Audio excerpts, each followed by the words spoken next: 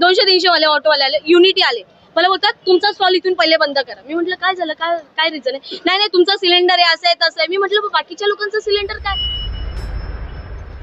माझा धंदा बंद केलाय ताई. माझी काय हालत झाली असेल? माझी मम्मी रडत होती, माझी काय हालत झाली असेल? केडीएमसी वाला आला, माझ्याकडे पूर्ण व्हिडिओ प्रूफ सोबत. पाहिजे तर मी पण ते पण दाखवेल. ए तुझी गाडी तोडून फोडून टाकेल, गाडी काढ इथून. मुलीशी बोलायची ही पद्धत आहे? मला काय बोलला एक मराठी माणूस, काय बोलला जेव्हा मी या रस्त्यावर आली? मला काय बोलतो 30 वर्षापासून मराठी माणूस झोपलेला का? यांना चिकनचा वास येतो, या गुजराती लोकांना चिकनचा वास येतो की चिकन विकते. यांना हे नाही कळलं की मुंबईमध्ये येणार तर तुम्हाला पैसे कमवायचे, ते बरोबर कळलं तुम्हाला. माझं नाव एकता भास्कर सावंत आहे. व्हिडिओच्या माध्यमातून तुमचं काय तुमचं मान्य होतं, तुम्ही काय तुमचा प्रॉब्लेम होता? परत बोला. काल तुम्ही एक व्हिडिओ व्हायरल केला, मनसेचे नेते या ठिकाणी आलेले, काय नेमकं कारण होतं? कारण असं होतं की मी ह्या रस्त्यावरती 2 वर्षापासून स्टॉल लावतीये. एक छोटासा स्टॉल आहे माझा. तर मी ह्याच जागेवर फक्त 4 ठिकाणी फिरली. मला 4 लोकांनी माझ्यावरती कंप्लेंट केली. आता ही कंप्लेंट म्हणजे कशी, मी स्टार्टिंगला जो रस्ता स्टार्ट होतो तिथे गाडी लावत होती, तर बाजूच्या माणसांनी शाखा प्रमुखला कंप्लेंट केली. जेव्हापर्यंत माझ्या इथे गर्दी नव्हती तेव्हापर्यंत मला कोणी त्रास नाही दिला, पण जेव्हा माझ्या इथे गर्दी वाढली तेव्हा त्या लोकांनी मला त्रास द्यायला सुरू केला. इथे शाखा प्रमुख कडे जाऊन त्यांनी कंप्लेंट केली. शाखा प्रमुख कडून कुणाला कॉल केले असेल केडीएमसी वाल्यांना, त्यांनी माझा स्टॉल बंद केला. कोणते शाखा प्रमुख? इथे एक आहे बघा. हा बरोबर, ते मला नाही माहिती दादा, मला काहीच माहिती नाहीये. फक्त एवढंच की माझा स्टॉल बंद केला. आता तुम्हाला काय वाटतं किती दिवस माझा स्टॉल बंद केला असेल? 1 दिवस 2 दिवस, पूर्ण 20 दिवस माझा स्टॉल बंद होता. मी रोज यायची, अशी हात जोडायची, दादा प्लीज माझा स्टॉल चालू करून द्या. मी माझ्या घरात एकटीच आहे कमवणारी, कोणी माझ्यावर दया नाही केली, थोडीशी पण दया नाही केली. मी 20 दिवस रडली, हात जोडली, दादा मला चालू करून द्या. शेवटी एक विशाखा ताई करून आहे, ती मला बोलली की तू इथे लाव जरा, बघ इथे काय होतंय का नाही. तर तिने मला थोडीशी मदत केली. इथे लावली गाडी. कुठे? इथे याच्या पाठच्या लाका. काहीतरी हिंदी माणसांनी काय केलं मी तुम्हाला सांगते. त्या दिवशी मी स्टॉल लावला, दुसऱ्या दिवशी परत आली स्टॉल लावायला. मला वाटलं की आता चला प्रॉब्लेम सॉल्व्ह झाला असेल. त्या हिंदी माणसांनी काय केलं, मराठीवाले जे ऑटोवाले, जे मराठीमध्ये हिंदी असतात, कळलं ना तुम्हाला, त्यांनी काय केलं, ऑटोवाले आले, 200-300 ऑटोवाले आले. किती? 200-300 वाले ऑटोवाले आले, युनिटी आले, मला बोलतात तुमचा स्टॉल इथून पहिले बंद करा. मी म्हटलं काय झालं, काय रिझन आहे? नाही तुमचा सिलेंडर आहे, असं आहे तसं आहे. मी म्हटलं बाकीच्या लोकांचं सिलेंडर काय? हे जे रूल्स अँड रेग्युलेशन आहे ते मला फक्त लागू होणार का, बाकीच्या लोकांना लागू नाही होणार का? पालिकेने बाकीच्या लोकांवर कारवाई केली नाही केली ना. मी तुम्हाला तेच सांगते, मी मुद्द्यावरतीच येते. इथून माझा स्टॉल बंद केला मला घाबरवून.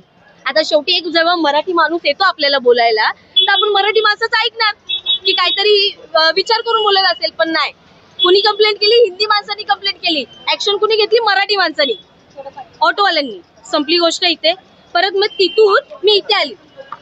तुम्हाला काय वाटतं, रस्त्यावरती लोक पैसे घेत नाही? लोक पैसे नाही घेत. करप्शन तुम्हाला माहिती कुठे चाललंय? तुमच्याकडनं पण पालिकेने काय मागणी केली? हे बघा, मी पालिकेला स्वतः बोलत होती की मला एवढा त्रास देण्यापेक्षा 20 दिवस बंद धंदा ठेवण्यापेक्षा, दिवाळी आपण काय विचार करतो दिवाळीला, की घरात माझा पैसा आला पाहिजे.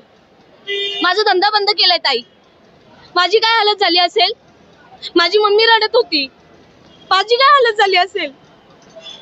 विचार करा. तुमच्याकडे आपले घ्यायचे 300 रुपये. हा ते तर ऐका तुम्ही. माझं मम्मी आहे, 2 भाऊ आहे, पप्पा नाहीये. ठीक आहे. तर दिवाळी बंद, नवरात्री बंद. रवींद्र चव्हाण सरांच्या ऑफिसला गेले, पण ते काय भेटले नाही, कारण की त्यांचं नमो ते रमो काय ते त्यांचं चालू होतं. एवढं मी डिप्रेशन मध्ये गेली ना, की मला आता कुठून तरी मदत भेटेल का. माझी मागणी एवढीच होती. पहिले माझं 1 मिनिट ऐका दादा. हे झालं, तिथून मला इथे आणलं. तिथून काय केलं, हे बघा, हा जो ब्रिज आहे, इथून फोटो टाकला की हिच्या इथे स्टॉल आहे, इथे स्टॉल आहे, इथे स्टॉल लावला. तर इथून फोटो गेला. केडीएमसी वाला आला, माझ्याकडे पूर्ण व्हिडिओ प्रूफ सोबत. पाहिजे तर मी पण ते पण दाखवेल. ए तुझी गाडी तोडून फोडून टाकेल, गाडी काढ इथून. मुलीशी बोलायची ही पद्धत आहे? पण मराठमोळ्या डोंबिवलीमध्ये मराठी तरुणीलाच व्यवसाय करून दिला जात नाही का? आता मला काय बोलला एक मराठी माणूस काय बोलला जेव्हा मी या रस्त्यावर आली मला काय बोलतो 30 वर्षापासून मराठी माणूस झोपलेला का हा केली ना दादा एक जागेवर नाही गेली खूप जागेवर गेली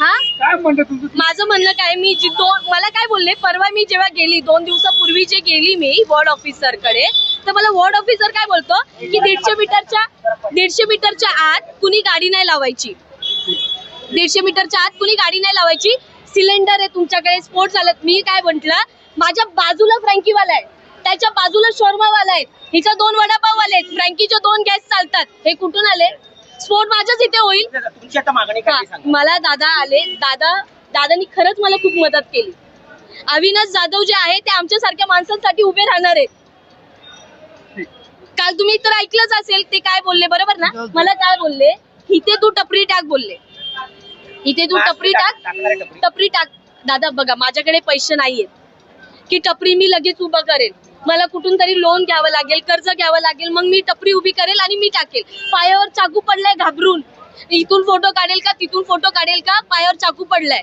उभं राहता येणार तुम्हाला दाखवून देते ही खोल जखम आहे तुमच्याकडनं पालिकेने काय पैसे मागितले का कारण तुम्ही मी ते सांगितलं सांगते. 300 रुपये दिलेत तर तेवढं एका मी वाक्यात. तुम्हाला एक सांगते मी पालिकेला बोलत होती जेव्हा जे केडीएमसी वाले येत होते मी त्यांना बोलत होती की माझ्याकडून तुम्ही पावती घ्या जसं बाकीच्या लोकांकडून घेतात जेणेकरून मला त्रास नाही होणार तर ते बोलले नाही तुझ्याकडून पावती नाही घेणार तू आज पावती देशील उद्या माईकवर बोलून दाखवशील मग ही भीती दाखवली मला हे बघा पैसे घेतात ज्यांचे मी नाव नाही सांगणार सर्वांचे पोट आहेत माझं लास्ट म्हणणं काय आहे माझं हे जे सर्व जे कमवतात ना हे लोक जे सर्व जे कमवताय ना सर्व बिनधास्त कमवा सर्वांना पोट आहे तुम्ही करा पण जर आमचा महाराष्ट्र आहे पहिला हक्क आमचा आहे जर आम्ही कमवत असेल ना तर आम्हाला पाठी खेचू नका यांना चिकनचा वास येतो या गुजराती लोकांना चिकनचा वास येतो की चिकन विकते यांना हे नाही कळलं की मुंबईमध्ये येणार तर तुम्हाला पैसे कमवायचे ते बरोबर कळलं तुम्हाला हा हे कळलं तुम्हाला बरोबर